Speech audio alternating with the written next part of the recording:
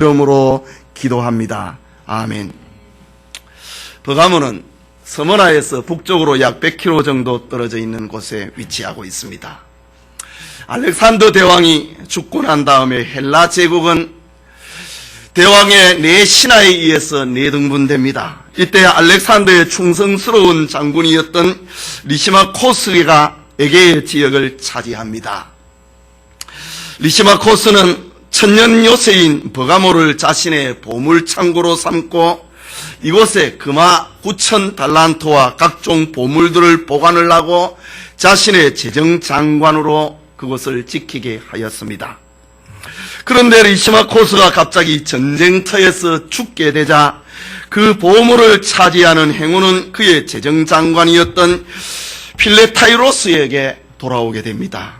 그는 이 보물을 가지고 인근 지역과 동맹을 맺고 버가모 왕국을 세우게 됩니다. 그리고 버가모를 헬라 시대의 가장 훌륭한 학문과 문화의 도시로 발전시켰습니다. 특히 버가모에는 20만 권이 넘는 장서를 소장을 한 당시 소아시아 지역에서 가장 큰 도서관을 세워서 헬라 문화를 선도하게 됩니다. 기원전 133년에 버가모는 다시 로마의 합병이 되면서 소아시아 지방의 수도로 변모합니다. 이제 버가모는 문화뿐만 아니라 로마 총독이 거처를 하는 소아시아 지역의 권력과 정치의 도시로 성장하게 됩니다. 당시 저 남쪽 이집트의 절세 미인이었던 클레오파트라는 알렉산드리아에 50만 권의 책을 소장을 하고 있는 도서관이 있었는데 버가모 도서관에 의해서 알렉산드리아 도서관이 위협을 받게 되자 클레오파트라는 애굽의 나일강 갈대로 만든 파피루스 수치를 금지시켜버립니다. 그러자 영리한 버가모 사람들은 양을 잡아서 가죽을 말리고 그것을 얇고 넓게 펴서 책을 만들게 되는데 그것을 양피지라고 합니다. 최초로 파치먼트라고 하는 양피지를 개발해낸 사람이 바로 버가모 사람들입니다. 종교적으로 버가모는 실로 대단한 도시였습니다. 버가모는 그리스 로마의 주신인 제우스 신전이 있는 곳이었습니다. 또 치로의 신인 아스클레피우스의 신전이 있었고 전쟁과 평화의 신인 아테네 신전이 그곳에 위치했고 술의 신인 디오니소스 신전이 위치하고 있었습니다. 그 외에도 버가모는 많은 신들의 정각뿐만이 아니고 로마 황제 숭배의 거대한 신전까지 있어서 버가모는 가히 아시아에 위치하고 있는 신들의 도시가 된 것입니다. 그러나 버가모 사람들의 최고로 자랑하는 것이 있었는데 그것은 치로의 신 아스클레피우스 신전 안에 위치하고 있는 병원입니다. 이 병원은 기원전 4세기부터 무려 800년 동안 소아시아에서 병원으로 가장 큰 영향력을 떨치게 됩니다. 신전 입구에는 신의 이름으로 명하노니 죽음은 이곳에 들어올 수 없다 라는 현판을 붙여놓고 신전 안에는 의학 도서관을 비롯해서 세계 최초로 음악요법으로 치료를 하는 야외 음악단, 그리고 명상요법으로 치료를 하는 건강터널, 긴 터널, 목욕요법을 통하여서 사람들의 병을 치료하는 진흙 목욕실, 이런 것을 갖추어 놓고 오늘날로 말하자면은 신전 안에 종합병원을 세우게 된 것입니다. 히포크라테스 다음으로 꼽히는 고대의 유명한 의학자 갈렌이 바로 이곳 버가모 출신의 의사입니다.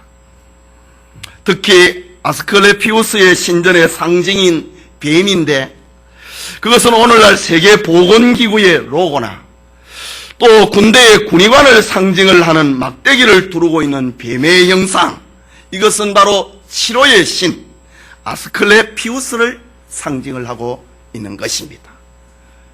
막대기에 뱀을 가져 있는 그 엠브란스의 그런 표현들이 있지요.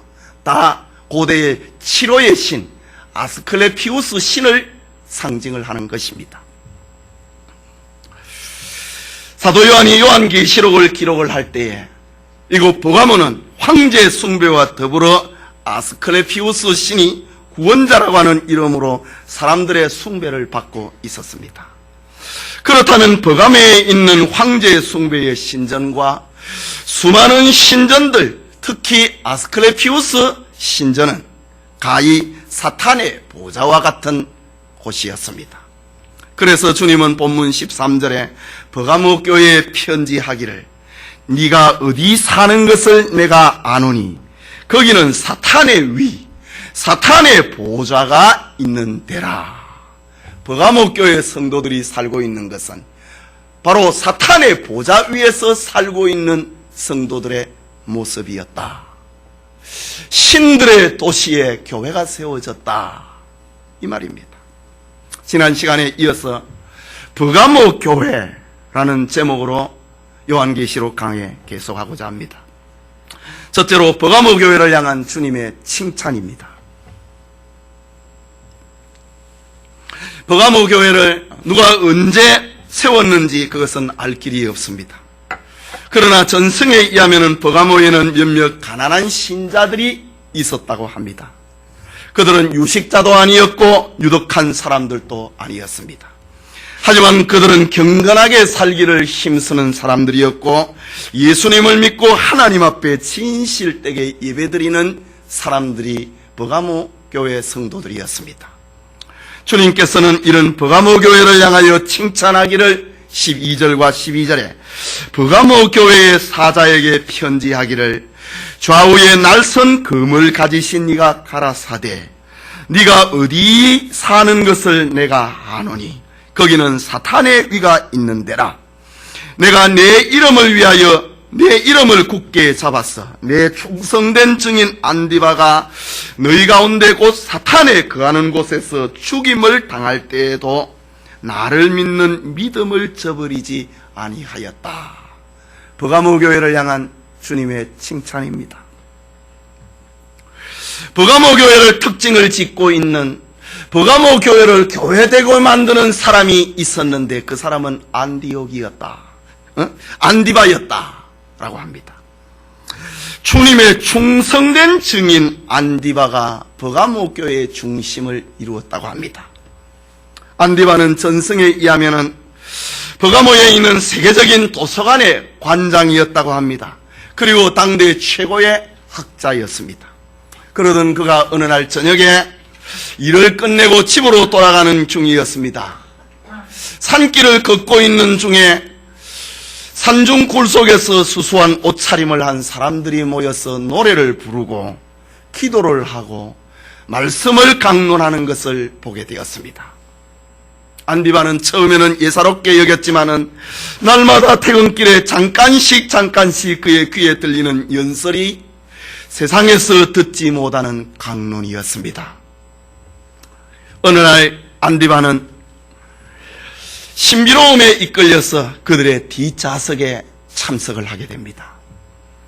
그 분위기와 설교는 죄에 대한 것이었고 거듭남에 대한 것이었고 회개와 구원에 대한 것이었고 천국과 예수 그리스도와 하나님의 아들에 대한 메시지를 안디바가 듣게 됩니다.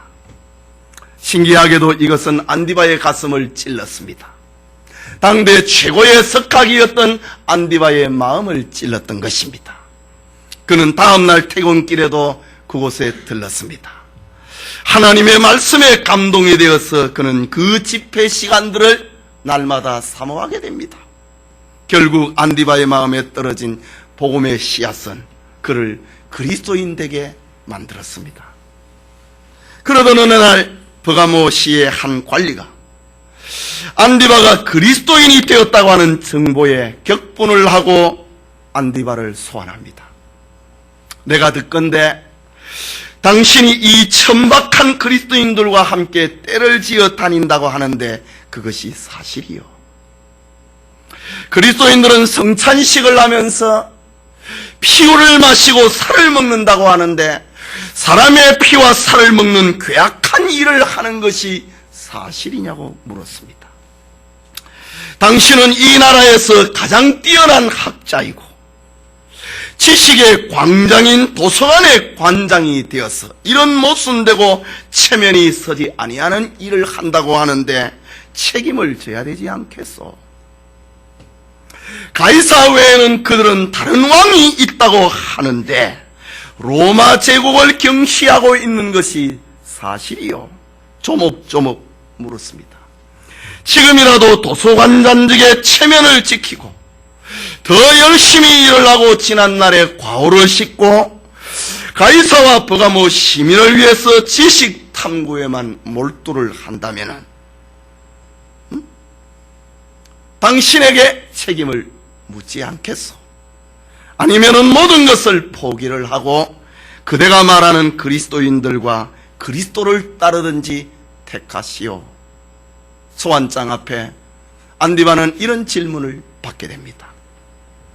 호통과 억압 속에서 안디바는 가슴 속에 계시는 주님을 배반할 수가 없었습니다. 그는 영광스러운 버가모의 도서관장직을 사표냅니다. 그리고 장터로 다니면서 일자리를 얻으면서 하루하루 막노동을 하게 됩니다. 학자인 그는 노동에 익숙하지 못했지만은 고된 일을 하면서 그리스도인으로 주님을 따르는 것을 기쁘게 여겼고 주님을 충성스럽게 섬겼습니다. 그러던 어느 날입니다. 안디바는 황제 숭배를 거절한다고 하는 이유로 그만 체포를 당하고 맙니다. 이때 안디바의 친구들이 옥중에 찾아왔습니다. 그리고 안타깝게 그를 향하여 권면합니다. 안디바, 자네와 우리는 도서관에서 같이 머리를 맞대고 연구하던 동문학자들이 아닌가. 지금이라도 늦지 않았으니 그리스도를 포기하게나. 그리스도인들의 처형 명단에 자네 이름이 적혀 있다네. 어서 결단을 내려. 그리스도를 부인하게나 어서. 라는 동문 친구들의 권면이었습니다. 하지만 안디바의 믿음은 변함이 없었습니다. 결국 안디바는 어두운 감방에서 투기장으로 끌려나와 마지막 신문대 앞에 서게 됩니다. 이제라도 그리스도를 부인하겠는가? 그래서 가이사의 제단에 향을 피워 절하면 그대를 살려주겠노라. 만일 그렇지 아니하면 사자의 밥으로 그대를 사형시키겠노라. 그대의 마음은 준비가 되었는가? 형의 관리의 마지막 신문이었습니다. 그때 안디바는 수많은 군중들 앞에서 크게 외칩니다. 오 나의 주님, 저들을 용서해 주옵소서. 그리고 나를 영접해 주옵소서. 라는 두 마디 말이었습니다. 안디바는 죽는 순간까지 충성스럽게 주님을 향하여 믿음을 지키고 주님을 저버리지 아니했습니다. 그때 두 마리의 사자가 손살같이 달려나와 삽시간에 안디바를 목을 물고 삼키고 말았습니다. 이로써 안디바의 생은 끝이 나고 말았습니다. 이 일이 있은 후에 버가모 교회의 성도들도 믿음을 지키고 순교자가 되기를 주저하지 아니했다. 오늘 본문의 말씀이 그 말씀입니다.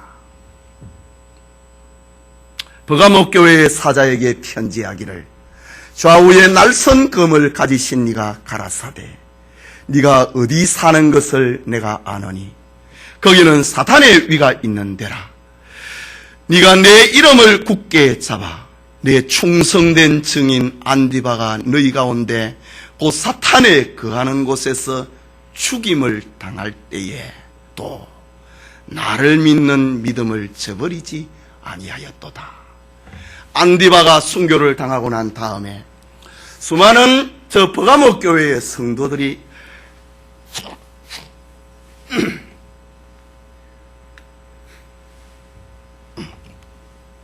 미안합니다. 안디바가 순교를 당하는 그 모습을 지켜보았던 버가모 교회의 성도들이 안디바의 그 믿음을 따랐다라고 성경은 기록하고 있습니다. 성도님, 이 땅에서 교회와 성도가 산다고 하는 것은 그야말로 사탄의 보좌 위에 사는 것과 같습니다. 교회와 성도는 사단과 세상과 단절이 되어서 수도사처럼 살 수가 없지 않습니까?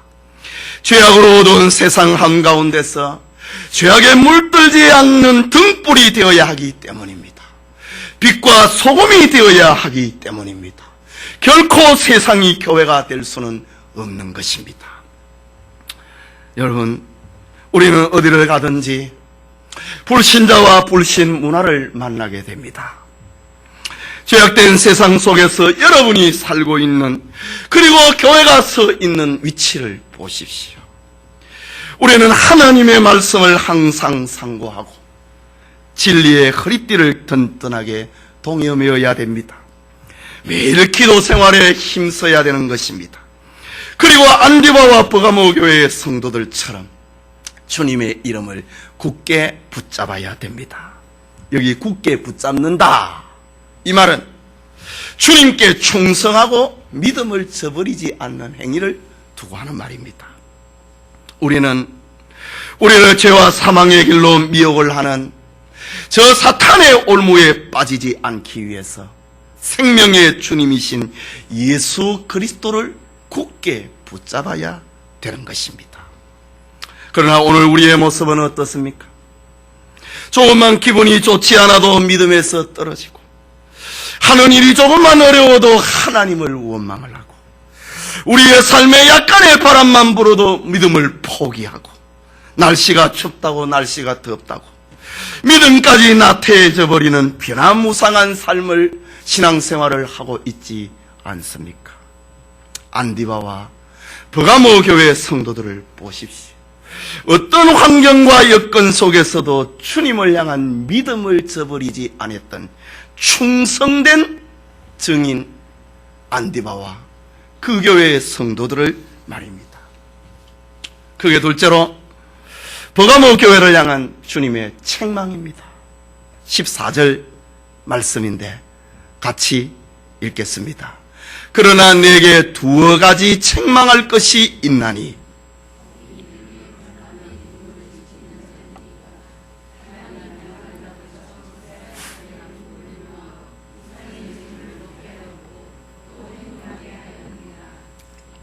여기 등장하고 있는 발람은 민수기 22장 그리고 25장에 나타나고 있는 사람입니다.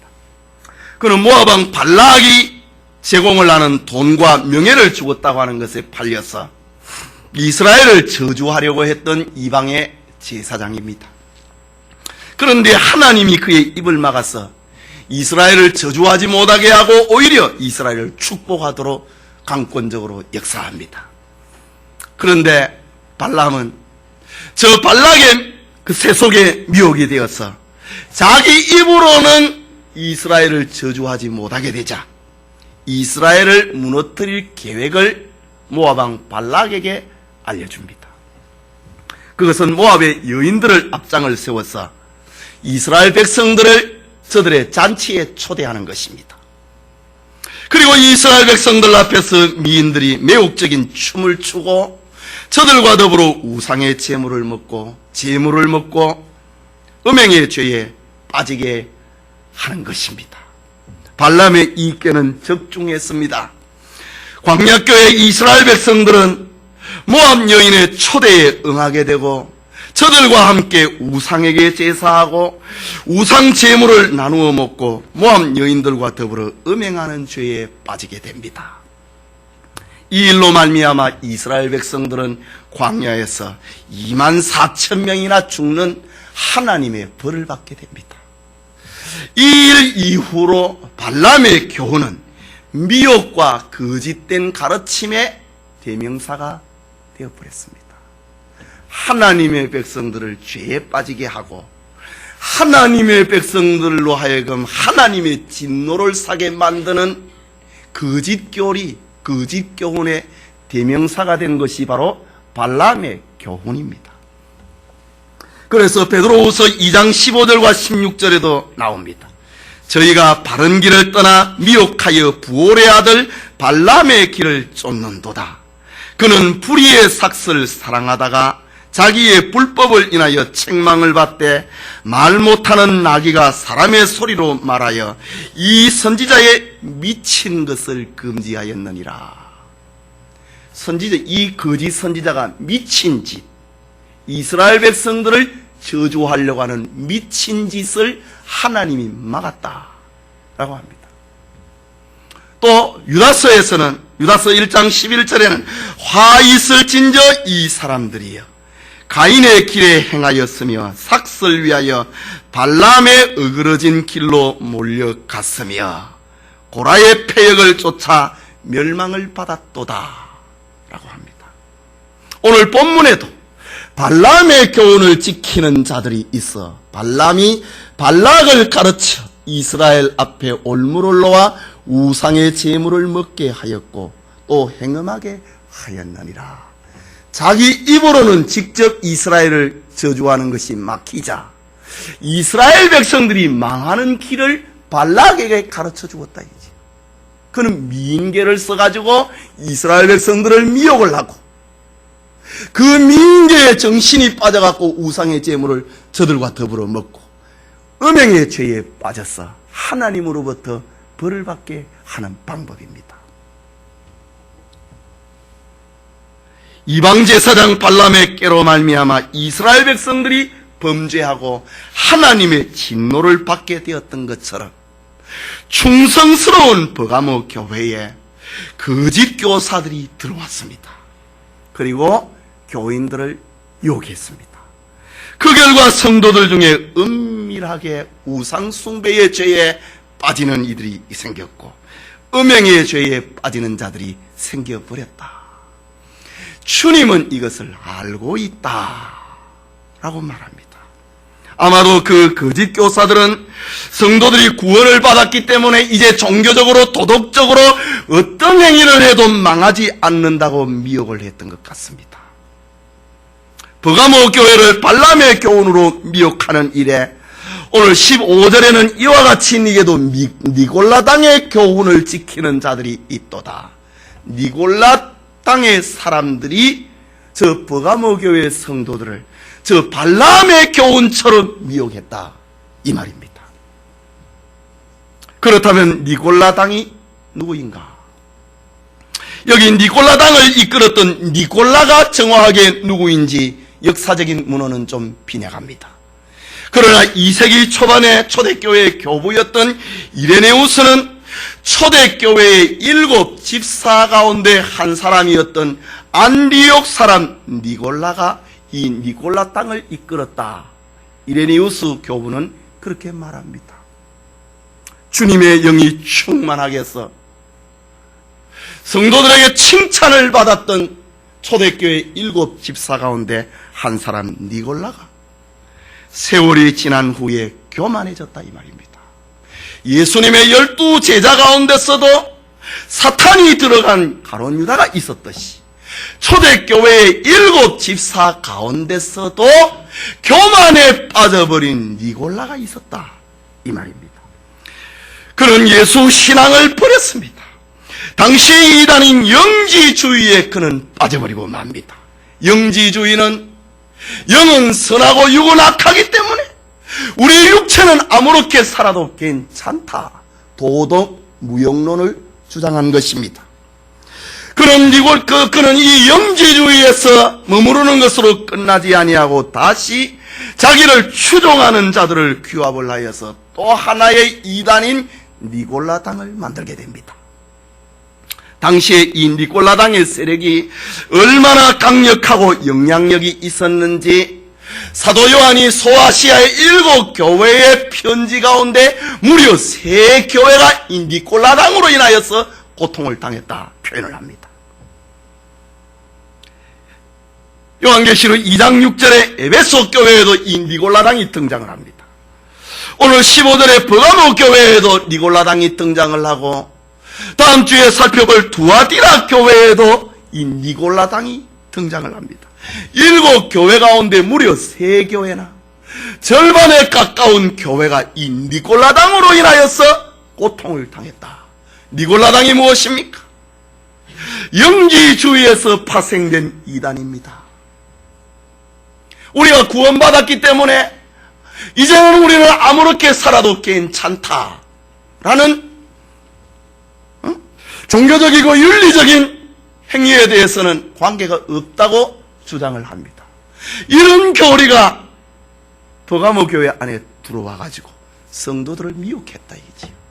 구원받았으니까 저 여인들과 더불어 세상 여인들과 더불어 우상의 제물을 먹어도 괜찮다. 저들과 더불어 창녀집을 다녀도 괜찮다. 이런 거짓 교리가 버가모 교회에 들어왔다는 말입니다. 결국 버가모 교회 성도들 중에도 니골라당의 미혹을 받아 지금까지 지켜왔던 충성스러운 믿음, 순교적인 삶을 포기하고 니골라당의 교리에 빠져서 세상과 타협을 하는 자들이 생겨버리고 만 것입니다. 주님은 이런 상황을 다 아셨다고 합니다. 그리고 주님은 니골라당에 현혹된 자들을 책망을 하시고 엄한 심판을 경고하고 있습니다. 예배드리는 성도님, 버가모 교회에서 볼 수 있는 것처럼 죽음 앞에서라도 믿음을 저버리지 않았던 순교적인 신앙을 가졌다 할지라도 사탄의 끊임없는 미혹이 계속되는 사실에 넘어지고 말았습니다. 사탄은 시시때때로 우리의 믿음을 저버리게 만들고 어긋난 길로 가게 하는 올무를 놓고 있습니다. 그렇다면 버가모 교회는 오늘의 성도들을 깨우치기에 충분합니다. 충분한 교훈이 되고 있습니다. 오늘날 성도들의 신앙의 외적인 모습에서 아주 성공적인 신앙생활을 하는 이들이 있습니다. 철저한 주일 성수를 하고 11조 생활과 감사와 봉사 생활을 하는데 성공적입니다. 그러나 내적인 신앙의 순결을 포기해버리는 이들이 있습니다. 오늘날 이름을 날리는 영웅 같은 목사님들과 교계의 지도자들이 추락하는 경우를 보지 않습니까?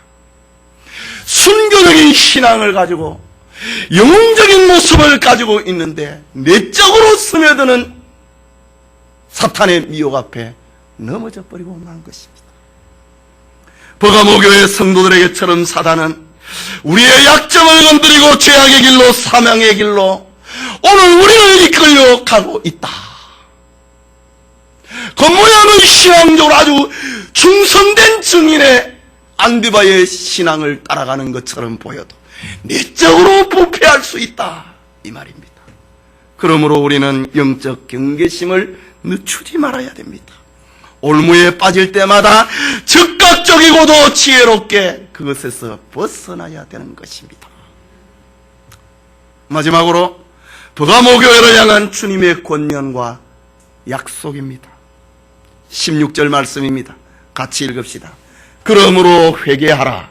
그리하지 아니하면 내가 네게 속히 임하여 내 입의 금으로 그들과 싸우리라. 버가모 교회를 향한 주님의 권면은 1차적으로 니골라당의 교훈을 따르는 자들입니다. 하지만 넓게는 교인 전체를 향한 말씀이기도 합니다. 이유는 죄는 그 죄를 지은 자들에게 돌아가지만은 그 죄 짓는 것을 보고도 침묵하는 건 역시 간접적인 죄다 이거지요. 그리고 죄는 시간이 지나면 옆 사람을 반드시 오염을 시켜버리고 마는 것입니다. 그래서 버가모 교회를 향해서 주님은 날선 금을 가지신 모습으로 나타나셨습니다. 마치 광야교회 시절에 저 발람의 미혹을 받은 자들을 대제사장 아론의 손자 비느하스가 의문이 일어났습니다. 아론의 손자 비느하스가 의문이 일어났습니다. 발람의 교훈으로 인하여서 미혹된 사람들이 있었다 이지요. 그런데 어느 집에 가보니까 미디안 여자 하나하고 이스라엘 남자가 음행의 죄에 빠져버렸습니다. 그래서 아론의 손자 비느하스가 창을 들어서 두 사람을 찔러버립니다. 그리고 이 일이 있고 죽고 난 다음에 24,000명이 하나님이 내리는 연병에 의해서 죽게 됩니다. 지금 그 사건을 버가모교회 성도들에게 연상을 시킵니다. 비느하스가 발람의 교훈에 빠져서 미디안 여자와 이스라엘 남자가 음행할 때에 칼을 들어서 저들을 찔러 죽였던 것처럼 하나님께서, 주님께서 버가모 교회를 향하여서 검을 가지신 이로 나타났다. 구약 성경을 알고 있는 이들은 다 아는 그런 내용입니다. 회개하지 아니하면은 검으로 치겠다고 하는 주님의 경고입니다. 저 광야교회에서 비느하스가 죄에 빠진 이들을 칼로 쳤던 것처럼 주님께서 순교적인 신앙을 가지고 있으면서도 은밀하게 스며드는 죄를 이기지 못하는 버가모 교회를 향하여서 검을 들어서 치겠다, 주님 말씀하셨습니다. 뿐만 아니라 당시 버가모에는 로마의 총독부가 있었는데 총독은 글라디라고 하는 검을 가지고 있었습니다. 로마 황제가 총독에게 내리는 검, 그걸 글라디라고 합니다.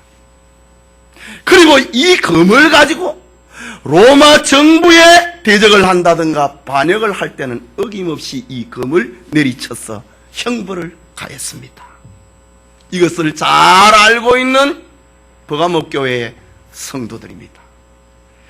총독이 가지고 있는 이 글라디 검을 그렇게 무서워했기 때문입니다.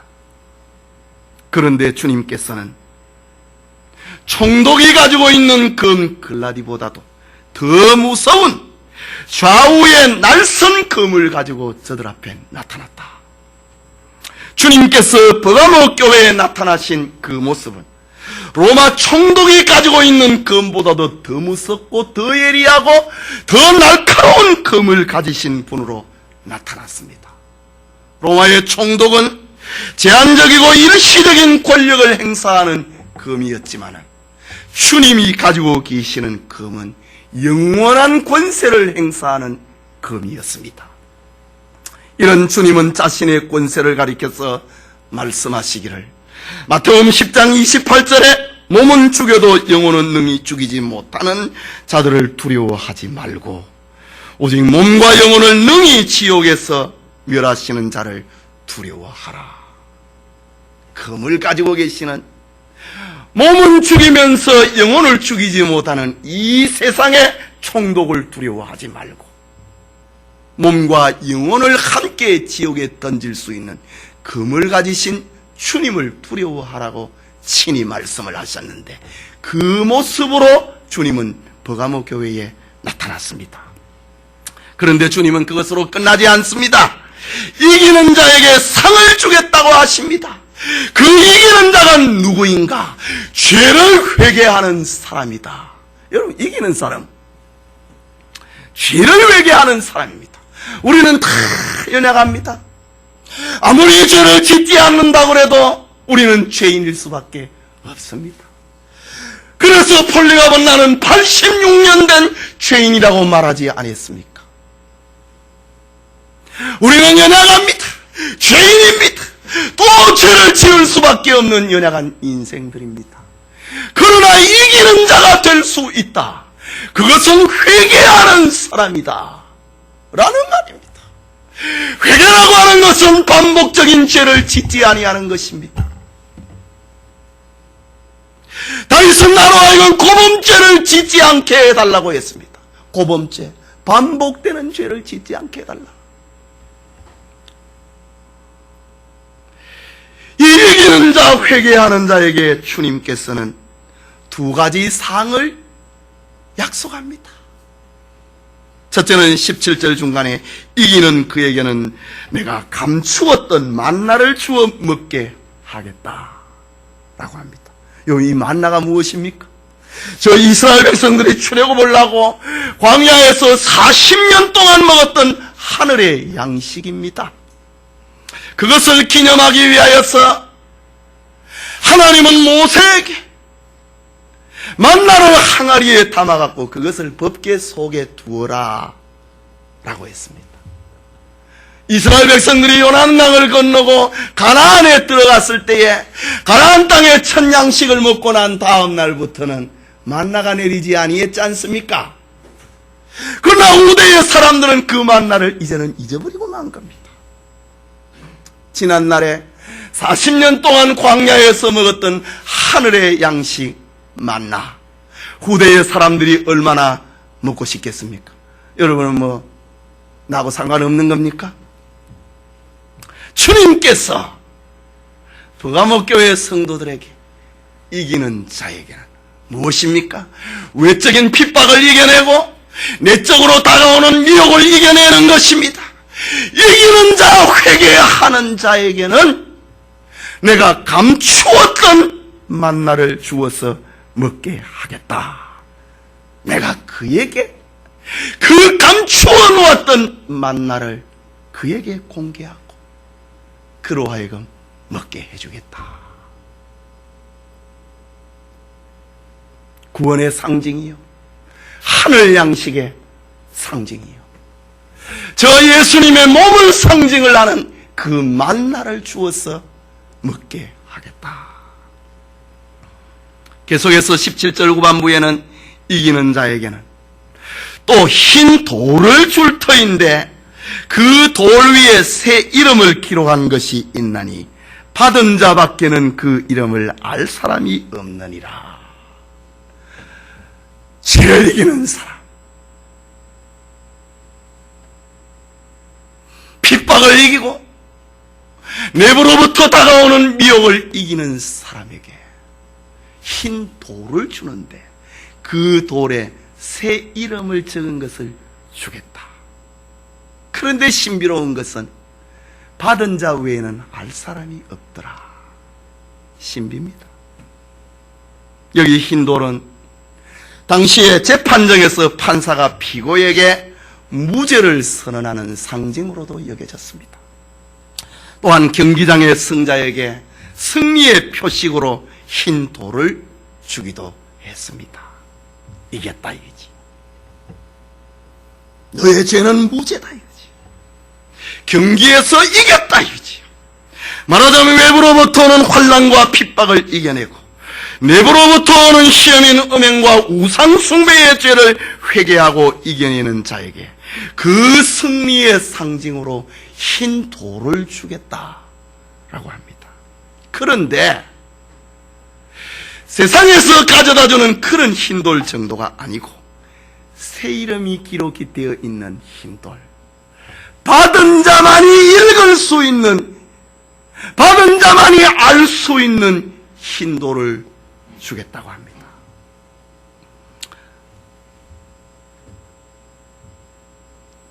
이것은 구원과 영생의 개별성을 강조하는 것입니다. 하나님으로부터 구원을 받고 하나님으로부터 상급을 받은 것은 주신 자와 받은 자만이 아는 축복이고 타인이 간섭을 하거나 타인이 개입을 할 수 없는 신비로운 상이라고 하는 것을 알려주고 있는 말입니다. 그 흰 돌에 새겨진 새 이름, 새긴 이름은 새 이름이라고 했습니다. 말하자면은 네 이름을 아브라함이라 하지 말고 아브라함이라 해라. 네 이름을 야곱이라 하지 말고 이스라엘이라 해라. 네 이름이 사울이 아니고 이제는 바울이다 라고 했듯이 환난을 이기고 미혹을 이기는 성도들에게 주님께서는 새 이름을 새겨서 우리에게 주님이 나만이 아는 새 이름을 새긴 돌을 준다고 했습니다. 하얀 돌을 준다고 했습니다.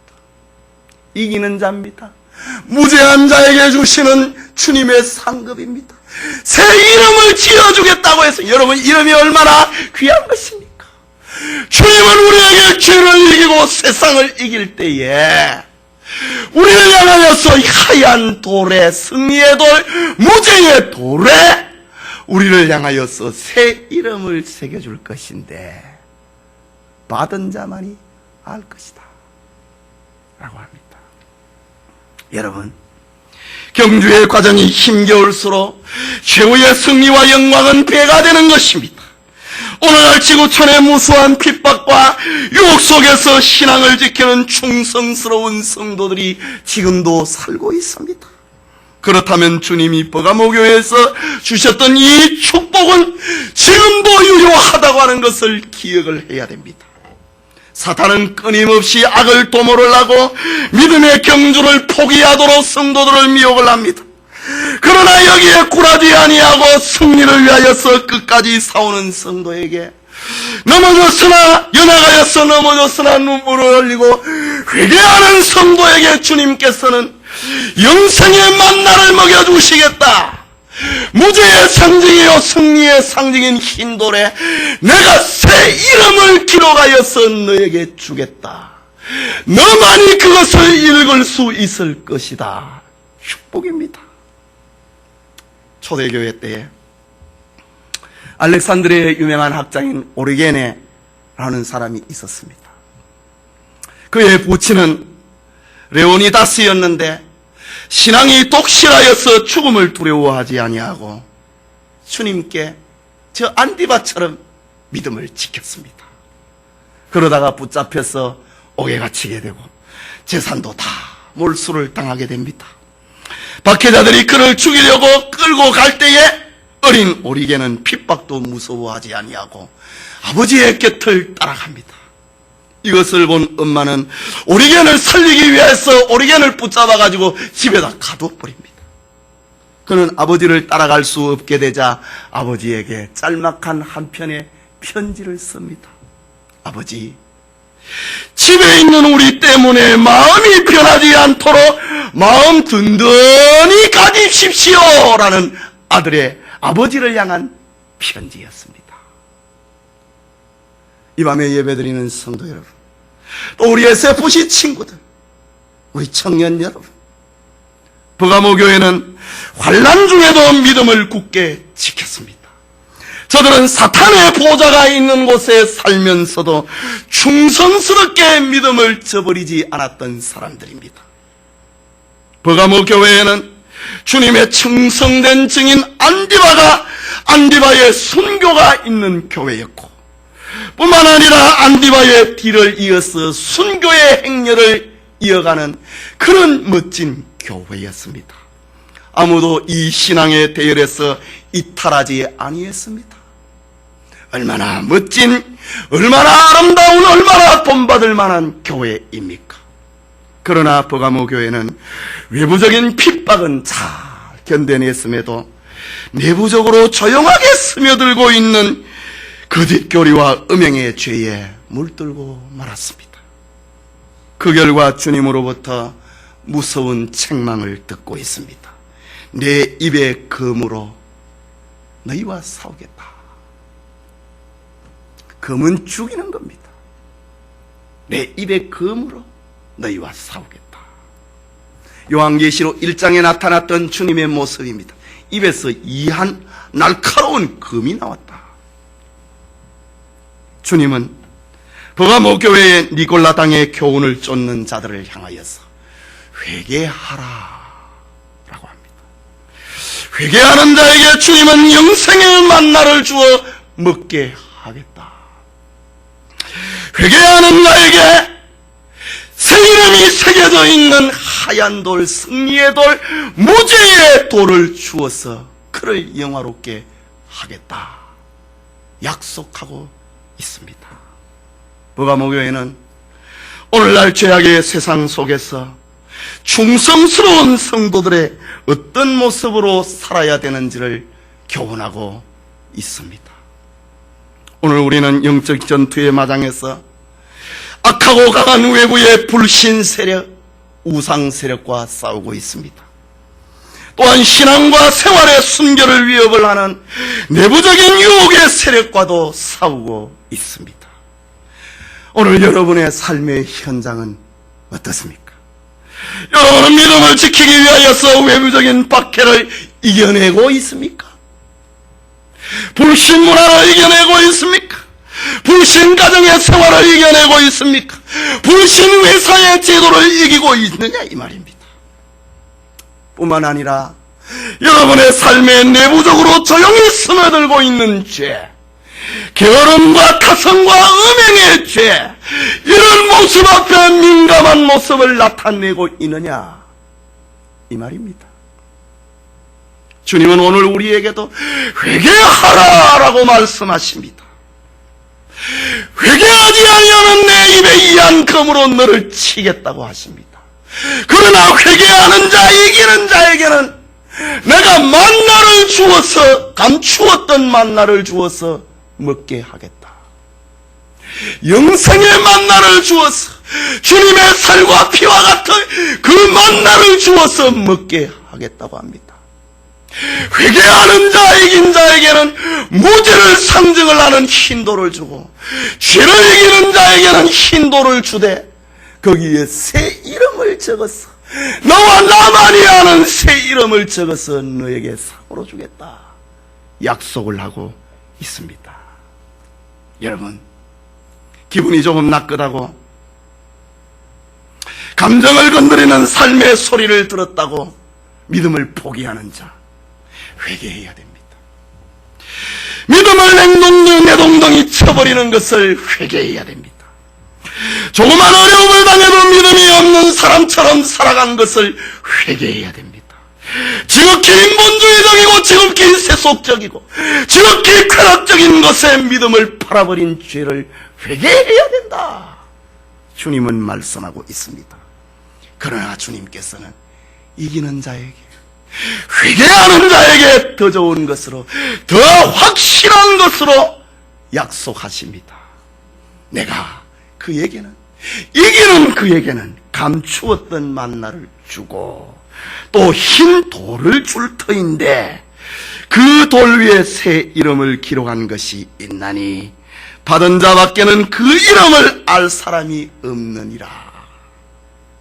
주님의 신비를 체험한다 이 말입니다.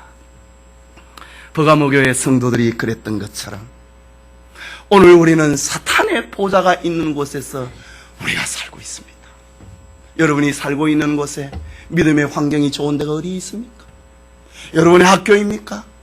여러분의 회사입니까? 여러분의 동네 친구들입니까? 믿음이 좋은 데가 어디 있느냐? 믿음 생활하기 좋은 데가 어디 있느냐 이거. 가히 사탄의 보좌가 있는 곳에서 우리는 일주일 동안 살다가 교회로 옵니다. 우리 모든 성도들이, 우리 SFC 친구들이 영적 전투에서 이겨야 된다. 오늘날 스마트폰이 대중화되어버리고 인터넷이 대중화되어서 우리의 신앙을 조용하게 무너뜨리는 것이 얼마나 많이 있습니까? 영적 전투에서 이겨야 된다. 회개해야 된다. 회개하지 않으면 내 입에 검으로 너를 치겠다. 그러나 회개하는 자에게는 감추었던 만나를 먹이겠다. 흰 돌을 주고 거기에 새 이름을 적어주겠다 라고 합니다. 우리 모든 성도들이, 우리 청년들이, 우리 SFC 친구들이 이기는 자가 되기를 축원합니다.